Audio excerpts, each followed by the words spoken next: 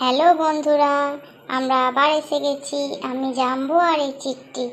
আগের এপিসোডে তোমাদের যে ধাঁধাটা বলেছিলাম তার উত্তরটি হলো 100টা মুরগির মধ্যে 50টা মুরগি ডিম পাড়া সত্ত্বেও নৌকাটা ডোবেনি, কারণ ডিমগুলি তো আগে থাকতেই মুরগির মধ্যেই ছিল। ডিমগুলির ওজন তো বাড়তি যোগ হয়নি, তাই নৌকাটা ডোবেনি।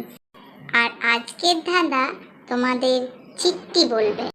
নদীর মাঝখানে একটা পদ্ম ফুল ফুটেছিল, আর নদীর এপারে একজন মাঝবয়সী লোক দাঁড়িয়েছিল, আর ওপারে ছিল একজন বৃদ্ধ লোক। দুইজন দুই দিক দিয়ে সাঁতরে পদ্ম ফুলটিকে আনতে যায়। বলো তো বন্ধুরা, পদ্ম ফুলটিকে কে আগে নিতে পারবে? এর উত্তরটা জানা থাকলে তোমরা কমেন্ট করো, আর না জানা থাকলে চ্যানেলটি সাবস্ক্রাইব করে দিও।